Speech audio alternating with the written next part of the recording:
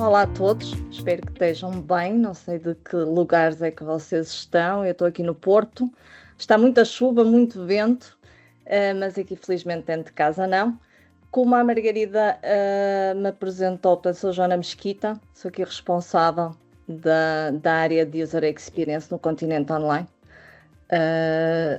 Tenho um percurso já de alguns anos nesta área, bem, passando por várias empresas tecnológicas, também estive muitos anos na Sonai, não diretamente no Continente Online, mas responsável por outros produtos, e sim, desde já há bastantes anos que estou aqui mais ligada à gestão de equipas de design, e esta parte também da formação. Sou formadora há mais de 20 anos, e em diferentes escolas, e já aqui também há algum tempo na FLEG, e espero sobretudo esclarecer-vos e que gostem daquilo que eu vos trago hoje como tema, tá bem?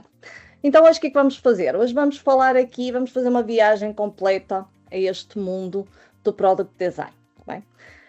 E este mundo do Product Design, e aquilo que vamos abordar hoje é sobretudo explicar-vos como este tema de Product Design não é apenas fazer coisas bonitas, tá bem? É muito mais do que isso. Cada vez mais aquilo que se espera profissionais desta área é pessoas que sejam capazes não apenas de fazer pixels muito bonitos também, mas que sejam pessoas capazes de resolver problemas, de entender os nossos negócios, de entender os nossos clientes, os nossos utilizadores e de definir estratégias de uma forma muito colaborativa com outras equipas para resolver esses mesmos produtos e conseguirmos experiências digitais melhores. Só dando aqui uma nota também, falei um pouco sobre mim, sobre o meu percurso profissional. A Margarida também já me tinha introduzido. Para além disso, também sou mãe de 2 filhos e de 2 gatos, portanto, se entretanto algum deles decidir também vir-vos dizer um olá, não se assustem, está bem? Tenho aí uma gata pequenina que volta e meia gosta muito de vir a estas conferências, também dizer estou aqui. Posso então continuar? E trago-vos aqui a agenda. Pronto. O que é que nós vamos falar hoje? Vamos falar sobre o processo, vamos entrar nesta viagem do Product Design e falar sobre o processo completo, sobre a componente da descoberta, do discovery, sobre design sprints, sobre o UX e UI, também aqui para ajuda aqui a definir o que é e o que é que não é, e depois sobre colaboração e sobre a parte final do deployment. E então, o que é isto, afinal, do Product Design? E porquê que, quando falamos em Product Design, não falamos apenas em fazer só coisas bonitas, tá bem? Vamos desmistificar. Muita gente pensa que, quando se fala em design, estamos a falar apenas no lado visual, no lado estético, não é? Nos tais pixels, no Pixel Perfect. Mas o Product Design é muito, muito mais do que isso. É uma disciplina estratégica, não é? E que faz a ponte aqui entre estes grandes 3 mundos. O primeiro, o mundo dos utilizadores, dos nossos clientes, das pessoas que estão do outro lado, das pessoas que usam os nossos produtos, tá bem? Já agora, uma nota: sempre que eu vou falar de produto aqui, refiro-me sempre a produtos digitais, tá bem? Produtos que tenham touchpoint com o digital. Pode ser uma app, pode ser um website, pode ser um conjunto de diferentes canais, mas estamos sempre a falar de produtos digitais, só para não confundir, tá bem? Até porque há outras áreas do Product Design, neste caso estamos sempre a falar de Product Design no digital. E portanto, estava eu a dizer que estes 3 mundos, e aqui o primeiro mundo é o mundo centrado no utilizador, o mundo das pessoas. E as pessoas têm necessidades, as pessoas têm comportamentos, e é super, super importante, é extremamente importante percebermos quem é que são as pessoas. Quem é que são as pessoas que usam os nossos produtos? Quais é que são as suas necessidades? Quais é que são os seus comportamentos? Como é que eu consigo chegar até elas? Como é que eu consigo oferecer-lhes um produto que vá de encontro aos seus objetivos? Esta é a pergunta fundamental que queremos e que temos que fazer sempre que temos um desafio entre mãos. Por outro lado, temos uma lente não menos importante, que é a lente do nosso negócio, do nosso cliente, neste caso, do negócio, da empresa para a qual trabalhamos, ou até de um cliente externo, no caso de estarmos numa consultora ou numa agência, que é o nosso negócio. O nosso negócio tem que existir. Se não existir negócio, não existe produto, certo? Vocês já uma vez se tinham pensado um pouco nisto. A verdade é que não existindo negócio, também não existe produto. E se não existe produto, também não existem utilizadores. Portanto, esta lente do negócio tem objetivos, tem métricas específicas. É super importante. E já agora, também deixo aqui uma dica. Longe vai o tempo em que os designers tinham apenas que se ocupar das tintas, das cores, da tipografia e não sabiam nada de números. Não é o tempo que vivemos hoje. É muito, muito importante nós, enquanto designers, percebermos como é que o nosso negócio ganha dinheiro. Quais é que são os objetivos de negócio? Como é que estamos em termos de vendas? O nosso papel é fazer esta ponte, bem? É ligar estes mundos. Esse é o nosso papel. É perceber quais é que são os objetivos do nosso negócio, como é que nós podemos aportar valor e fazer crescer os nossos negócios, percebendo as necessidades dos utilizadores, garantindo que lhes entregamos uma experiência top, que eles queiram voltar, e casando esses dois mundos com a terceira lente, que é a lente da tecnologia. Tudo isto só é possível se houver viabilidade técnica. Se não for possível fazer deploy, se não for possível entregar, se não for possível construir tecnicamente e em tempo útil, também não conseguimos cumprir os objetivos das duas outras lentes. O utilizador tem uma necessidade, o negócio tem um objetivo a alcançar, a tecnologia vai nos ajudar a entregar ambos. E de preferência com um time to market perfeito. E para isso, estas três lentes têm que andar aqui sempre debaixo do nosso radar. Olhando para a jornada completa, tá bem? E já agora deixo também o disclaimer que eu faço sempre nestas apresentações.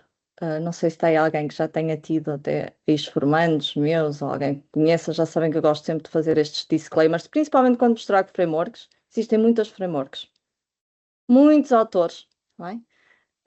Cada um tem a sua framework, cada um tem o seu processo, portanto, eu mais do que receitas, trago-vos aquilo que é a receita que eu uso, digamos assim, a receita que nós aplicamos aqui em termos de Product Design. E aqui, quando olhamos para a jornada completa, vamos começar, e estas são as 6 áreas, digamos assim, que vamos abordar hoje nesta talk. Entramos primeiro naquilo que é o Discovery, tá bem? E o Discovery passa muito por explorar e por perceber o verdadeiro problema, como eu vos vou mostrar a seguir. Mas há uma fase de ideation, de ideação, ou seja, depois de conhecermos melhor o problema, vamos explorar diferentes ideias sobre elas. Para a seguir desenharmos,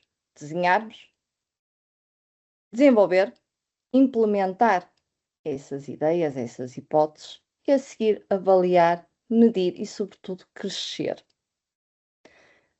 O ciclo de desenvolvimento de um produto faz em diferentes ciclos, não é? Hoje em dia, cada vez mais, o produto é algo vivo, está bem? Reparem, um site, uma loja online, uma aplicação, são produtos que são vivos, não é? Não são produtos que se entregam uma vez, como se fazia aqui há uns anos, fazia-se um projeto de um ano, entregava-se um produto, ele depois ficava lá quietinho, ia-se fazendo algumas manutenções evolutivas de vez em quando. Esses dias já não existem, não é? Nós temos produtos que são produtos vivos. Eles estão em constante evolução, em constante crescimento. Por isso, os nossos ciclos aqui, enquanto designers de produto, também seguem essa mesma evolução e esse mesmo crescimento do produto. Estão em constantes iterações. E sempre que entregamos alguma coisa, temos que perceber que vamos aprender com aquilo que entregamos. Por isso é importante medir. Medir, avaliar e voltar a entrar no ciclo. Então, entrando aqui nessa primeira fase, que é o mundo da descoberta, não é? Como se tratasse de uma caça ao tesouro. é um pouco isso, não é? Aqui importa descobrir o que é que verdadeiramente é importante, não é? Passa muito por descobrir qual é o problema certo. Às vezes começamos um desafio com briefing ou com um problema de negócio que nos fazem chegar via ou até comentários dos nossos clientes, não é? Que nos dizem que estamos com um problema em determinado sítio, que não conseguem concluir um pagamento ou que, que acham que a experiência não é fluida. A primeira coisa que temos que fazer é descobrir qual é o problema certo, antes de partirmos para a solução certa. Só vamos ser capazes de desenhar e de pensar na solução certa se formos capazes de identificar o problema certo. Como é que se chega, então, ao problema certo? Para chegar ao problema certo é preciso fazer perguntas, não é? Perguntas-te qual é o verdadeiro problema que estamos a resolver? Para quem é que estamos a resolver esse problema? Porquê que esse problema importa agora? Porque é que é a coisa mais importante que queremos fazer agora? E como é que os nossos utilizadores resolvem isto aos dias de hoje? São as perguntas que temos que fazer nesta fase de discovery. E sem discovery, corremos o risco de construir a solução perfeita. E podemos estar a construir uma solução muito perfeita, mas para o problema errado. Podemos não estar a endereçar aquilo que realmente importa, aquilo que realmente está por trás daquele problema. E, no entanto, desenhamos uma coisa espetacular, linda de morrer, que funciona perfeitamente e que até resolve alguns problemas, mas não resolve o problema certo. E se não resolve o problema certo, portanto, vamos continuar a ter problemas. Não é? E acreditem, isto é uma das tarefas mais desafiantes, é percebermos qual é o problema certo. E para nos ajudar nesta fase, temos algumas ferramentas, entre as quais entrevistas com utilizadores. Estas entrevistas passam por conversas, conversas mais profundas que temos com pessoas, em que funcionamos como moderadores, não é? Temos um guião, a partir do qual exploramos um determinado problema com um conjunto de utilizadores, mas numa versão de entrevista, portanto, que só estamos nós e a pessoa. Isto faz-se no antes, não é? Isto é um dos métodos mais ricos do ponto de vista de feedback qualitativo.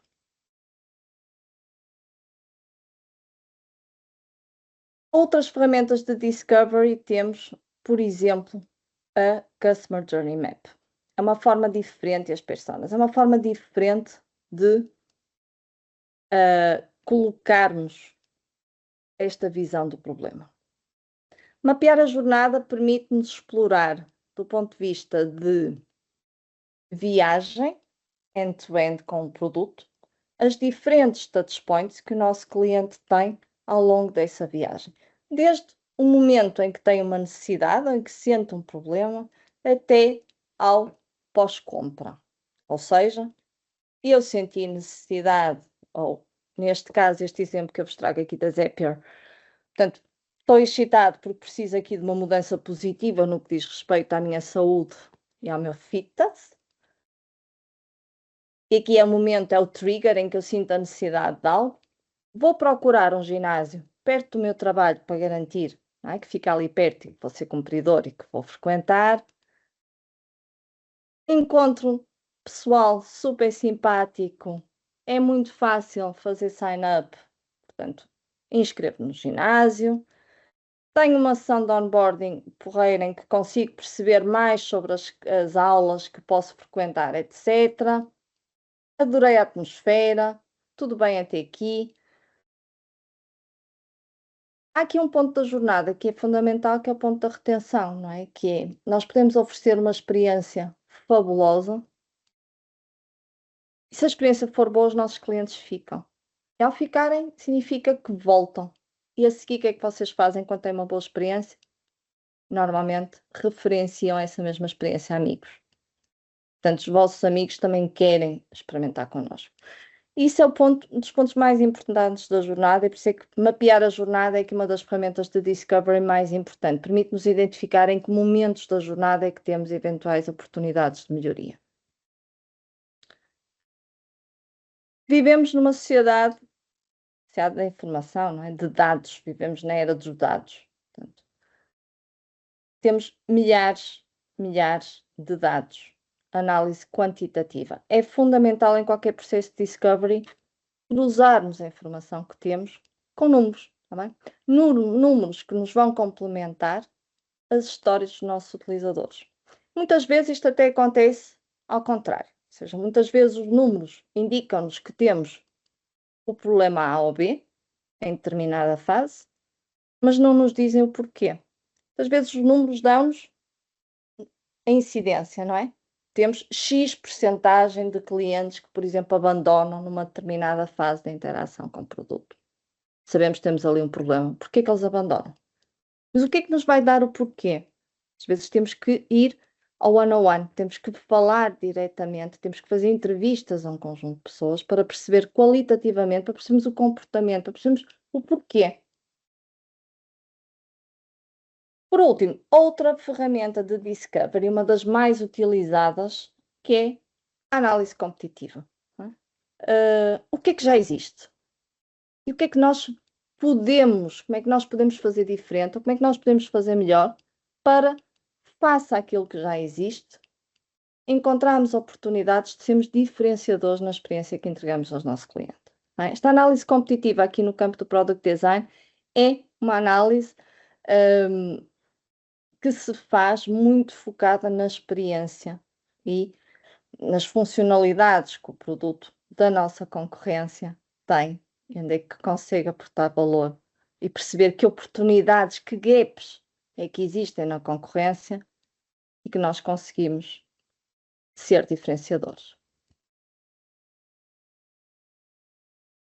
Há bocado, quando falava de análise de dados, estamos a falar de Google Analytics, por exemplo, uma das ferramentas mais utilizadas, mas existem muitas mais utilizadas neste campo, que nos permitem gerar, por exemplo, heatmaps de comportamento de cliente, click rates, etc. Aqui, portanto, um exemplo de uma análise competitiva, aqui diferentes concorrentes. Normalmente a análise competitiva resume-se numa matriz em que comparamos funcionalidades com os diferentes competitors e identificamos também onde é que podemos ter ali depois oportunidades de melhoria. Tudo ok até agora? Já cá estão? Design sprints. Já alguém ouviu falar de design sprints aqui? Podem só reagir com um emoji, se quiserem. Ok. Este conceito de design sprints passa por uma conjugação da metodologia de design com o processo ágil. O conceito de sprint é importado, digamos assim, das metodologias ágeis de desenvolvimento de produto, que passam muito por ciclos. É um conceito, existem autores que defendem, portanto, este conceito de sprint, e cada vez mais se fala em design sprints, principalmente quando temos um desafio concreto que queremos resolver e uma time frame, ou seja, uma timeline curta que queremos garantir que seja cumprida. Basicamente, uma sprint é isto: é aplicar todo o processo de product design a uma time frame específica, é um problema muito concreto. Este exemplo que eu vos trago aqui é baseado no livro da Design Sprint, e também aplicado pela Google Ventures, e é um conceito que faz isto num pack de 5 dias. 5, podem ser 4, depois ali com ajustes. Já fiz sprints em 3 dias, às vezes não faço as fases todas, que consiste numa forma rápida de entender, explorar soluções, decidir, encontrar o caminho, prototipar uma versão que seja testável e no último dia até validar com utilizadores. Mas isto tudo numa semana. Vantagens, e posso-vos dizer também da minha experiência, vantagens é que temos aqui. Primeiro, criar uma equipa multidisciplinar. Às vezes fazer uma design sprint passa muito por aqui, identificar as pessoas certas para estarem uma semana 100% alocadas a um desafio em concreto. Só isto, acreditem, numa empresa grande, onde muitos de nós estamos muitas vezes ocupados com diferentes tarefas, só isto já é um benefício enorme, não é? Que é garantir, quase em formato bootcamp, que tens um conjunto de pessoas que vão decidir coisas, vão pensar sobre coisas, vão estar 100% alocados àquele problema concreto. E às vezes faz-se isto mesmo em regime bootcamp, às vezes saímos do escritório, alugamos um espaço em qualquer sítio e vamos para lá 5 dias seguidos, muitos post-its na parede, um espaço completamente dedicado, quase uma war room, apenas para divergir, para pensar, para explorar e desenhar soluções para um determinado problema. Porquê que funciona? Primeiro, pela velocidade. Às vezes conseguimos transformar meses de discussão em 5 dias de ação. Pela validação.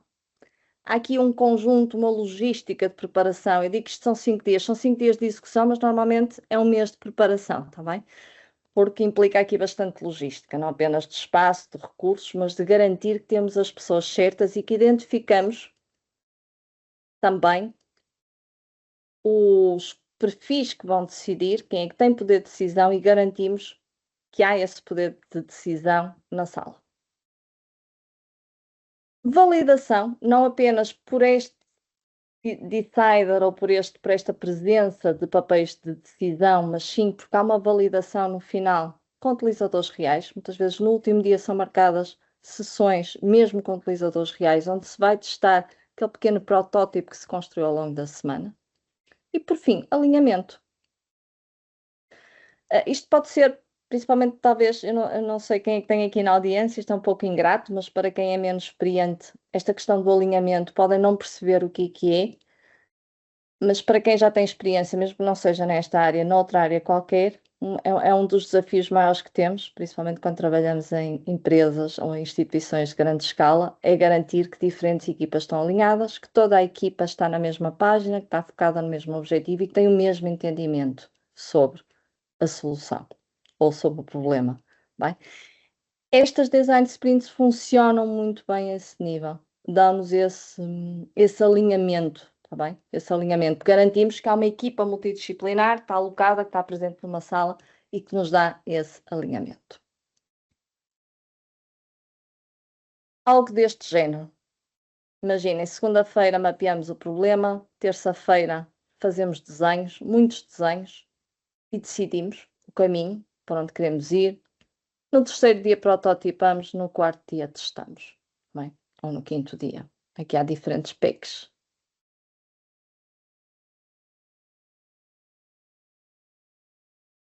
Muitos se calhar já se perguntaram, fazendo aqui o paralelismo com esta disciplina do UX UI. Onde é que entra estas siglas que vocês tanto veem do UX UI no Product Design? Desde há uns anos para cá começaram a aparecer estas diferentes designações, estes diferentes perfis, e muitas vezes é uma pergunta que me colocam, principalmente aqui os formandos, qual é a diferença? Porque é que às vezes aparece um pedido no LinkedIn, uma vaga para um Product Designer, outras vezes aparece para um UX UI, qual é que é a diferença? O que é isto do UX? O que é do UI? Vamos agora fazer uma exploração sobre o que é e o que não é cada uma destas áreas, está bem? Primeiro de tudo,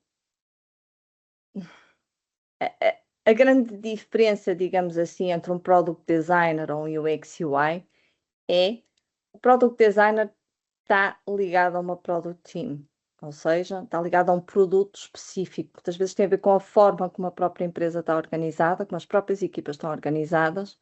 O Product Designer é alguém que está numa squad de uma equipa de produto. Muitas vezes a diferença entre o UX e o UI Design pode ser uma área separada que, apesar de trabalhar com produto, não tem a equipa dedicada dentro do Product Design.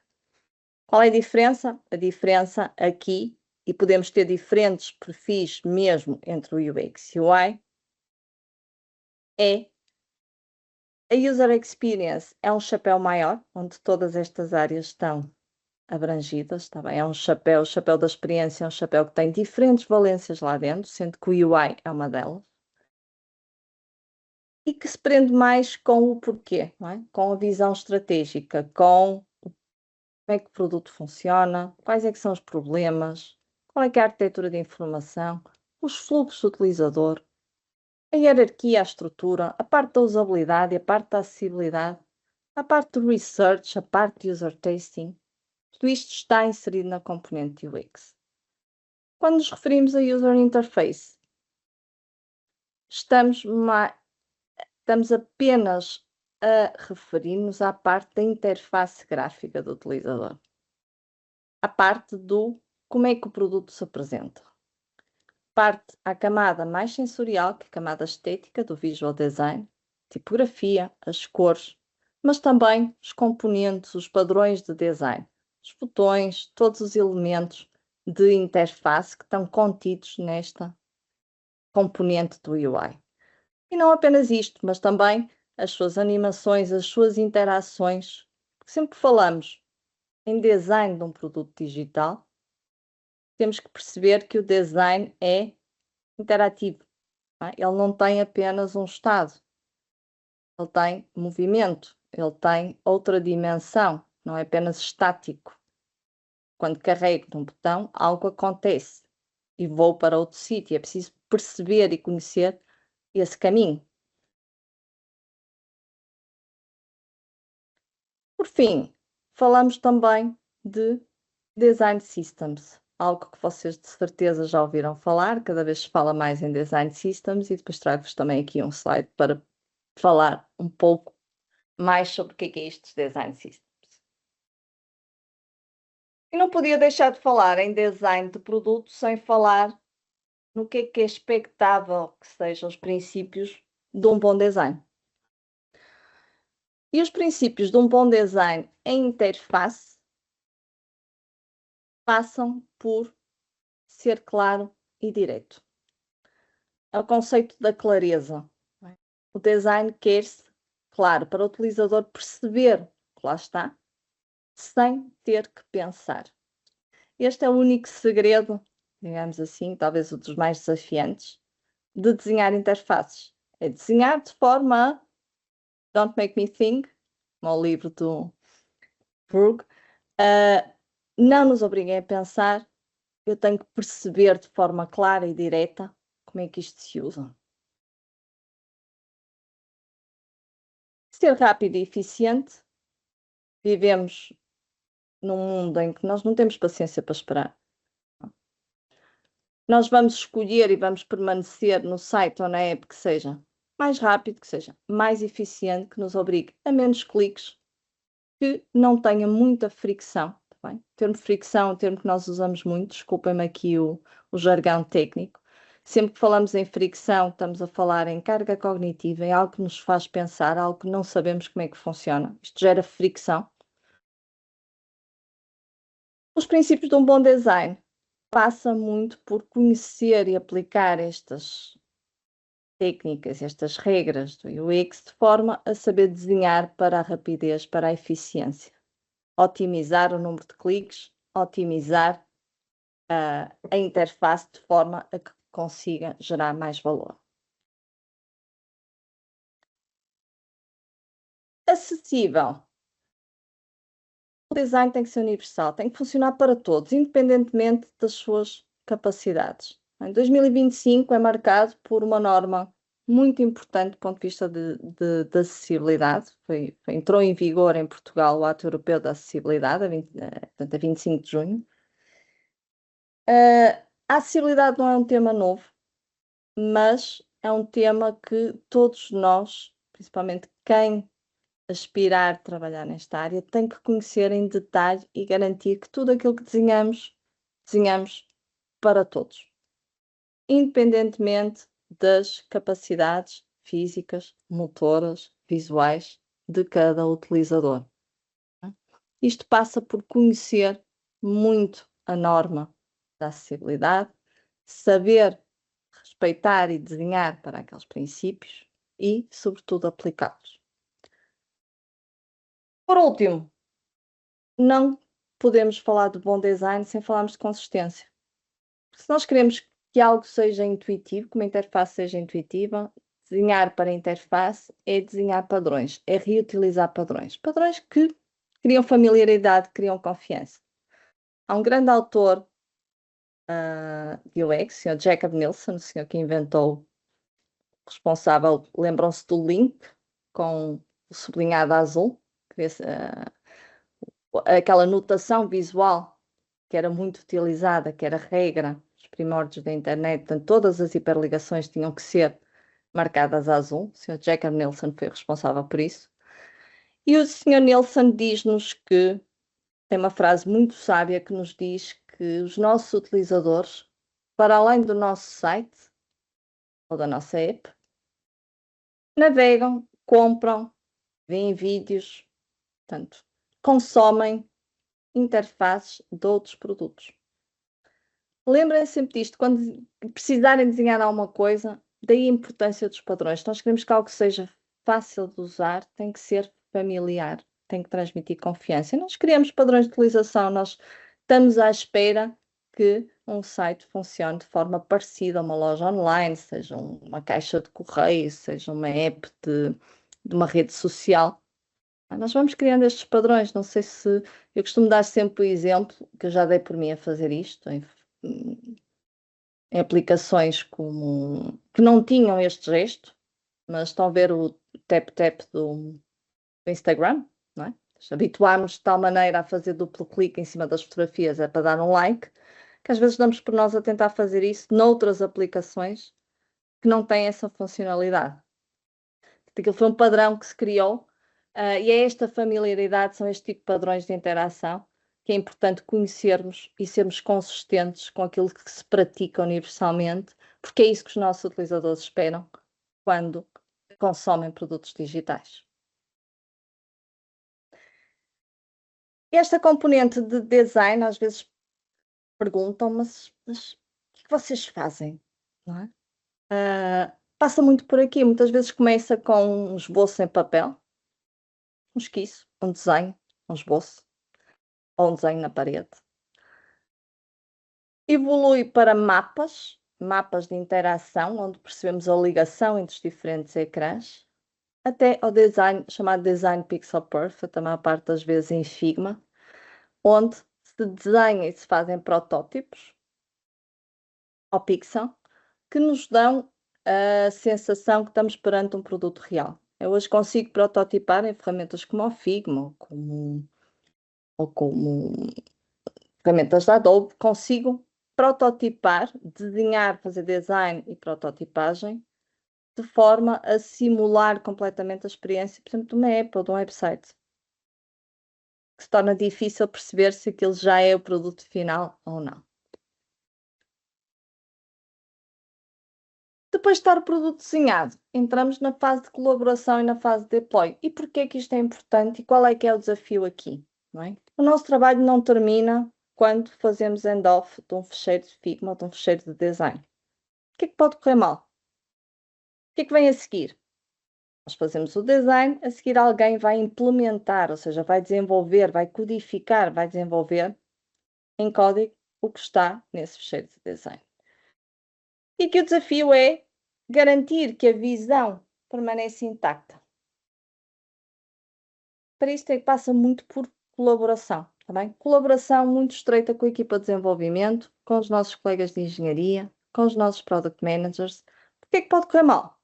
Podemos estar a criar fecheiros que ninguém consiga interpretar e temos um problema. Espaçamentos e cores quase certos, mas que não estão certos. Interações que se perdem na implementação. Okay? Nós desenhámos, tínhamos em mente que isto ia daqui para ali, ou que abria da esquerda para a direita, não ficou documentado, ou até ficou documentado, mas o developer interpretou mal e agora a interação de repente está a abrir ao contrário. É uma coisa pouco natural. Componentes que não funcionam em todos os cenários, portanto, há aqui alguns desafios que temos nesta passagem. Bem, como é que estes desafios se resolvem? Com muita comunicação, tá bem? Comunicação constante, com design systems robustos que garantam que há uma documentação, uma produção de componentes onde tudo está documentado e onde não há como errar, e por uma cultura de verdadeira colaboração. Isto é fundamental. Cada vez mais equipas de design, equipas de desenvolvimento trabalham de mãos dadas, são quase elementos pertencentes da mesma equipa e isto traz benefícios para todos porque melhora e muito a colaboração. Não é? Eu vou tentar acelerar, que eu falo muito. Estou dentro do tempo, não estou, Margarida, não? Estou? Vou tentar acelerar um bocadinho, está bem? Boas práticas. Estava eu a falar, uma delas, Design Systems. De certeza que já ouviram falar, fala-se por todo lado. O que são Design Systems? São bibliotecas. Sobretudo são bibliotecas. Bibliotecas de componentes, bibliotecas de guias de estilo e bibliotecas de documentação, está bem? De regras, do como, de tom e de voz, de o que é que eu devo fazer, o que é que eu não devo fazer. Para quem estiver aí na audiência que venha do mundo do design, é uma versão, diria, 10.0 do manual de normas que se faz, por exemplo, em marketing ou para design de comunicação. Outra boa prática, uma cultura de handoff. Claro, o que é o handoff? O handoff é aquela fase em que nós preparamos o fecheiro de design para ser documentado, para ser interpretado por outros. Uma parte que muitas vezes é mais invisível, não é tão sexy, tá bem? É muito mais sexy desenhar coisas giras do que depois andar a documentá-las. Mas o handoff é muito isto, é parte da especificação completa, de detalhar e descrever, às vezes com setinhas, com explicações do comportamento esperado, os fecheiros de design, por isso é que eu digo que é a parte menos sexy, tá bem? De garantir que está tudo mapeado, mesmo aquilo que são edge cases, para não haver como errar. Outra boa prática é envolver cedo a equipa técnica, tá bem? Muitas vezes nós desenhamos coisas que são impossíveis ou que há constrangimentos. Às vezes não são impossíveis, mas são demoradas, tá bem? E o tempo de engenharia é tempo pago a peso de ouro. Às vezes há caminhos mais rápidos. Quanto mais cedo envolvemos a equipa técnica, também mais cedo podemos colaborar e perceber qual o melhor caminho que vai aportar mais valor para o produto. Tá bem? Quando digo aportar mais valor, muitas vezes podemos ter uma solução mais simples, mais rápida e que não prejudique a experiência, sempre muito importante, que não prejudique a experiência, mas que seja mais benéfica, porque ao fim e ao cabo, quanto mais rápido pusermos, também mais rápido estamos a resolver o problema dos nossos clientes. Por fim, Q&A de design, Quality Assurance, ou seja, revisão do produto, fazermos Q&A, fazermos uma revisão de qualidade antes do lançamento do produto para garantir que tudo está com a fidelidade, com a fidelidade àquilo que foi desenhado. Bem? Há bocado falei, dei um cheirinho aqui de Design Systems. Portanto, estava-vos a explicar o que é isto dos Design Systems. É, então, uma fonte única de verdade para componentes. Porquê? Percebeu-se cada vez mais há esta necessidade de escalar produtos. Temos equipas de design muito grandes, equipas que muitas vezes nem trabalham no mesmo país. Temos produtos que não são filhos únicos, ou seja, dentro da mesma marca temos o site, temos a app, temos o quiosque, temos o folheto, temos... É preciso garantir que todos estes touchpoints comunicam e têm uma library partilhada, que tem as mesmas regras de tom, de voz, que tem as mesmas regras de to-dos e don'ts, e isso consegue-se através de design systems, está bem? Aqui trago um exemplo, aqui mais da componente de Style Guide, mas um design system vai muito além disto, né? Vai muito além de mapear princípios de estilo, é mapear regras, não é? Chegarmos a um ponto em que qualquer designer novo que entre na equipa, depois de conhecer aquela plataforma, que seja capaz de acrescentar o próximo elemento sem ferir aquilo que já está feito, garantindo que é da mesma família. Bem, por isso é que quando se fala em design system, se fala-se muito em escala, porque a bondade do design system é garantir que o design é escalável, não é? A novas pessoas, a novas equipas ou até mesmo a novos produtos. E o deploy não é o fim, tá bem? Antes, pelo contrário. Chama-se deploy, já agora, desculpa se eu estiver a usar jargão muito técnico, chama-se deploy, é um nome técnico de quando lançamos alguma coisa, quando vai live. Bem, isto não é o fim, antes pelo contrário, é o início. Não é?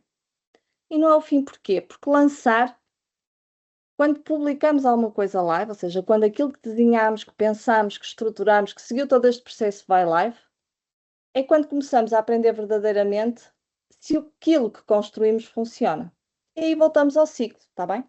Vamos monitorizar, vamos analisar com Google Analytics, com outras ferramentas analíticas, temos métricas de uso, vamos perceber se crasha, se não crasha, se temos bugs, vamos ouvir feedback dos utilizadores, das equipas de suporte, das reviews que nos deixam e vamos iterar, vamos fazer melhorias contínuas baseadas em dados.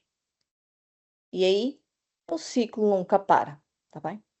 O design de produto é um ciclo, ou seja, discovery, ideação, design, launch, análise e novamente discovery. Porque ao fazermos análise de algo que lançamos, provavelmente vamos encontrar outros desafios, outros problemas, ou simplesmente queremos crescer mais e queremos melhorar, então voltamos outra vez à descoberta.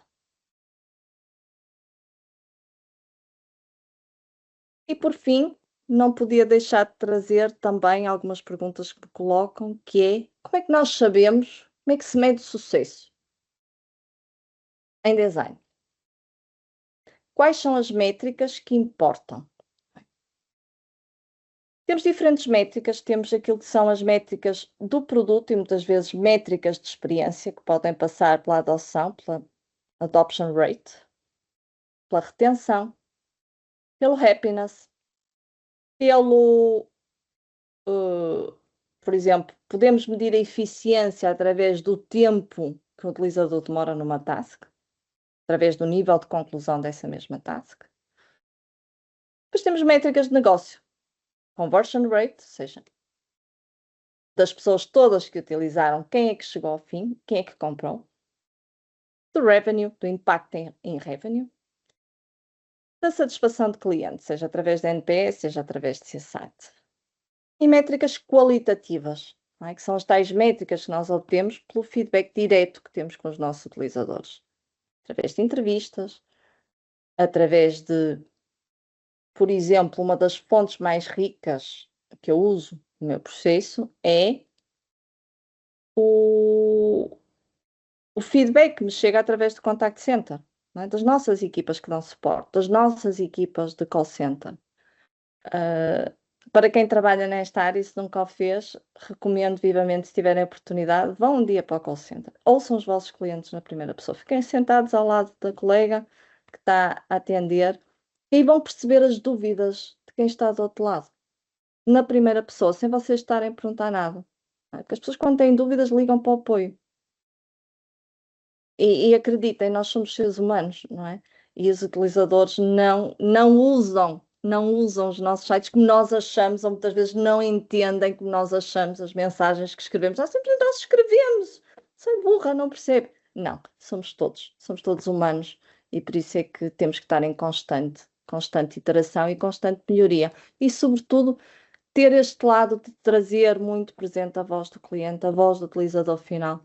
É super, super importante perceber as dúvidas das pessoas e também perceber como é que os podemos ajudar. Porque se estivermos a fazer clientes mais felizes, estamos também a fazer o nosso negócio mais feliz, porque com certeza vai vender mais e vai melhorar as suas métricas.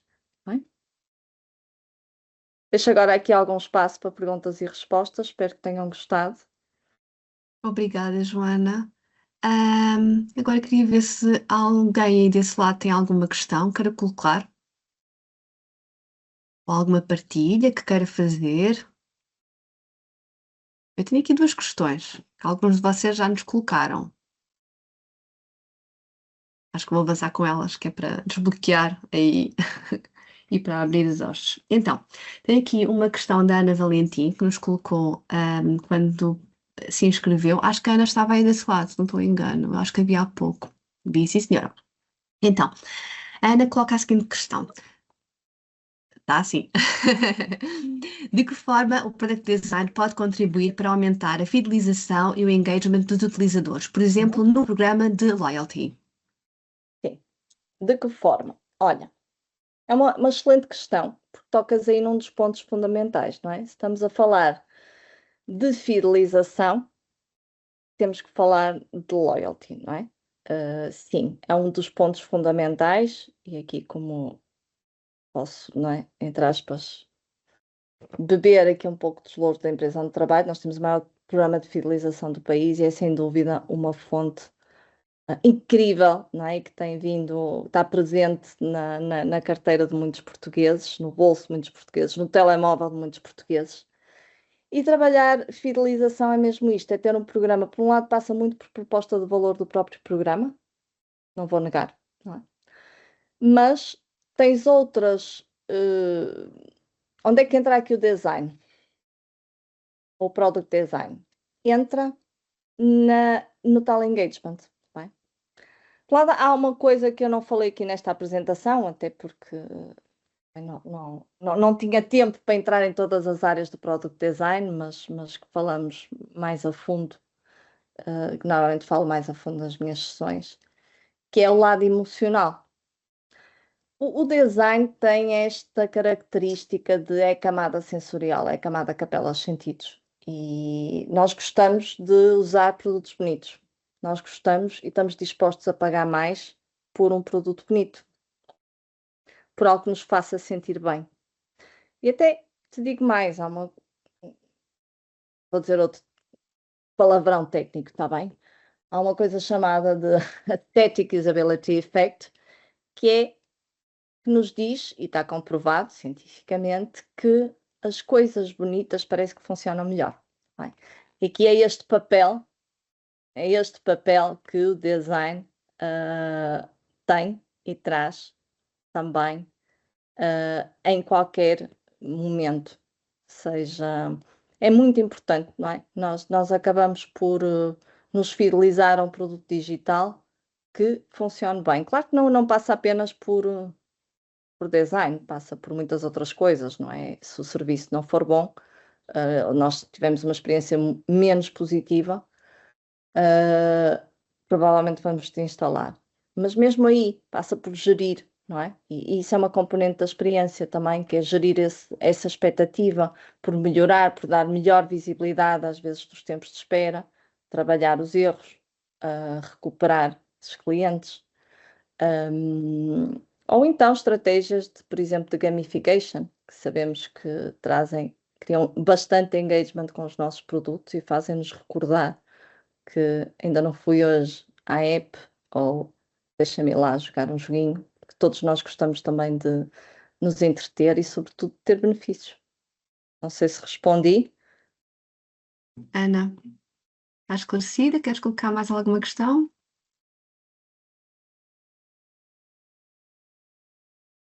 Sim, ok. Se tiverem mais questões, vão colocando aqui no chat, está bem? Que eu já as vou colocando à Joana. Entretanto, temos aqui mais outra. Obrigada, Joana. Entretanto, temos aqui mais outra questão do Carlos, que diz o seguinte: de que forma o UX e UI pode influenciar a percepção de valor e contribuir para as estratégias de diferenciação que impactam o preço percebido de um produto? Ok. O preço percebido. Sim, isso é uma boa questão, Carlos. Olha, é assim, como em qualquer área, não penso que não é exclusiva aqui do produto digital, não é? Comunicação. Nós sabemos que há estratégias de comunicação que afetam a forma como percepcionamos preço, a forma como assinalamos graficamente, a forma como. Dou-te um exemplo de um padrão muito utilizado, principalmente no digital, que é o preço riscado. Ou seja, o preço riscado dá-te uma percepção de porque que se mostra o preço riscado, não é? Podia-se apenas mostrar o preço atual.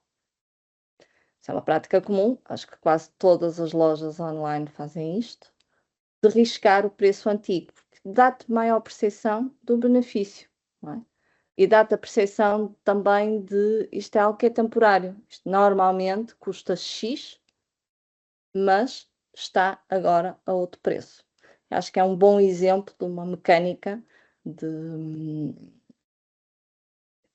uma notação gráfica que contribui para a percepção do preço final. Esclareci? Está esclarecido. Acho que sim, acho que sim. Deixa-me ver aqui, tinha aqui mais outra questão da Ruth. Ela lhes colocou uma questão, mas eu não estou a encontrar, Ruth. Consegues colocar aqui no No chat. chat, por favor? Ela diz que vai colar, deixa eu cá ver. Olá, Joana, vou ler, está bem? Sim. Sim.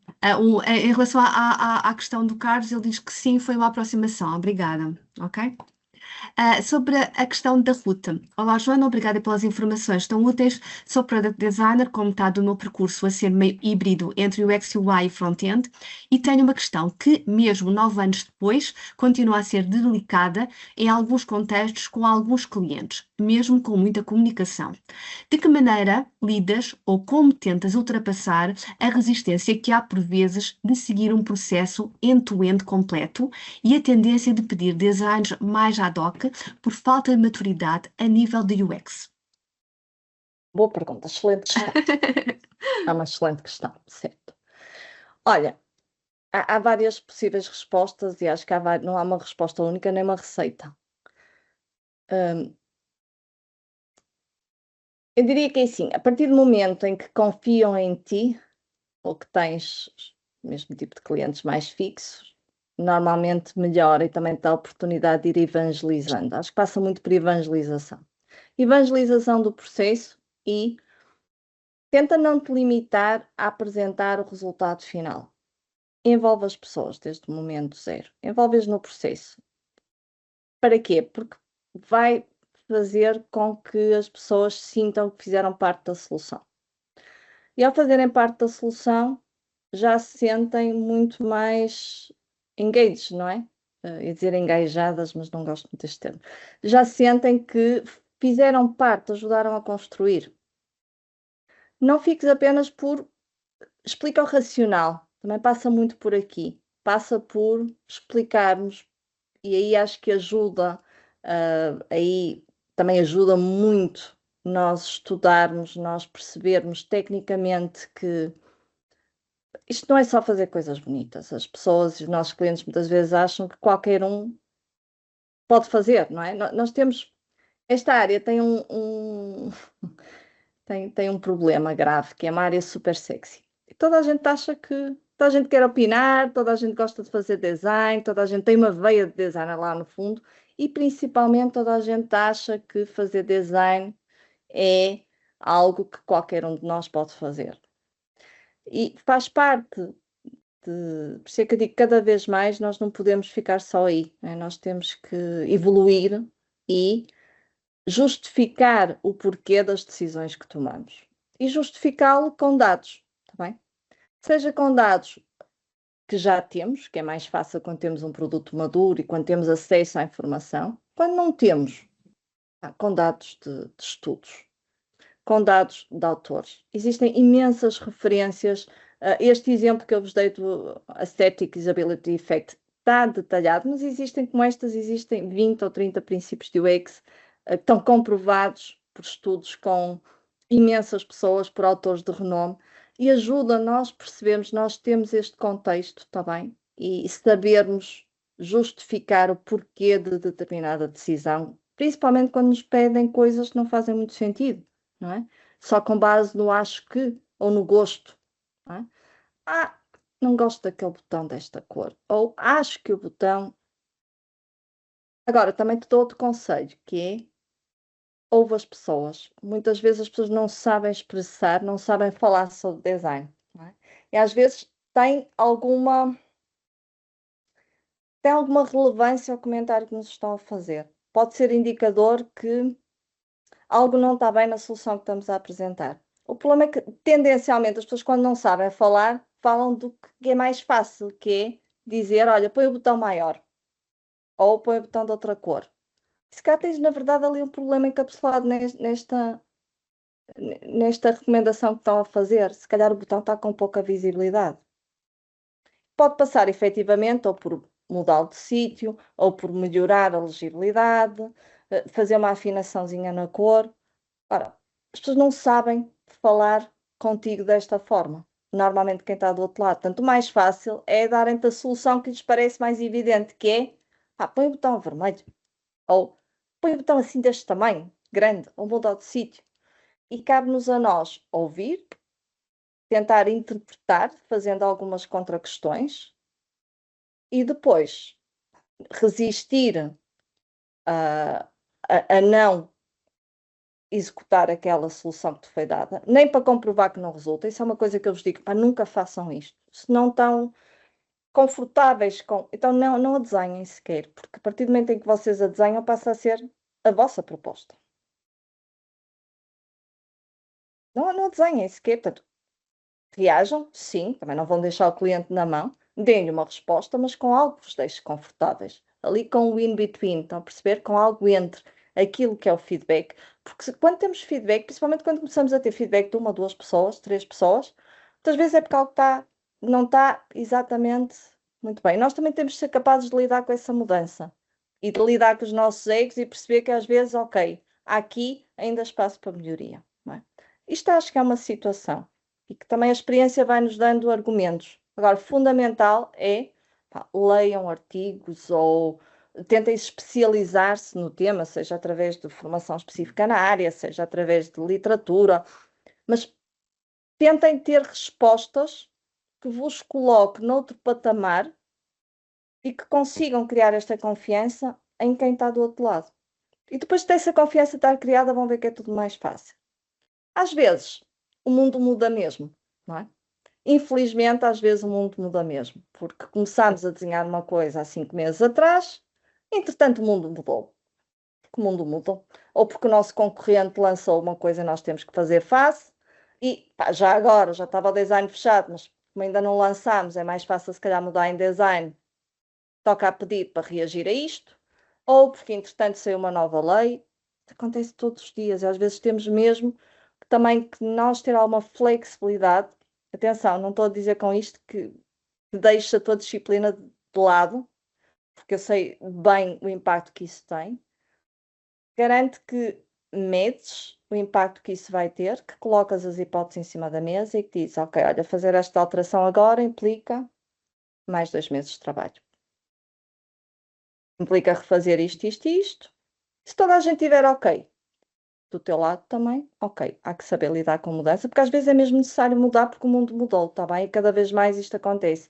Contexto de negócio, portanto, não julgues logo, põe só os pratos, ser transparente, às vezes fala em números, está bem? Porque se tu, quando transformamos as coisas em números e em esforço, essas pessoas acham que a nossa atividade é que tem menor esforço. É importante colocar esforço em cima da mesa. Dizer, ok, pronto, percebo. Esta mudança tem mesmo que acontecer. Olha, dou-vos aqui duas situações, não é? Neste momento vamos assim e conseguimos ter isto live daqui a uma semana. Fazer estas alterações todas implica voltarmos ao estirador, voltarmos a redesenhar e só vos consigo entregar daqui a 2 meses, ou até podes colocar, muitas vezes eu faço muito isto, que é, decidam ou colocam acima, não é? Temos este pedido, eu consigo computar este pedido, mas para isso tenho que deixar cair este.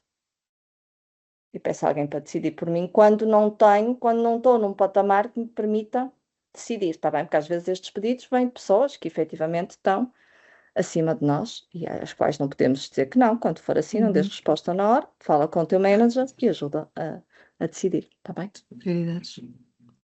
Acho que Respondi? se respondeu. Sim. Certo, Ruta? Oh, entendi, sim. Faz todo o sentido. Obrigada.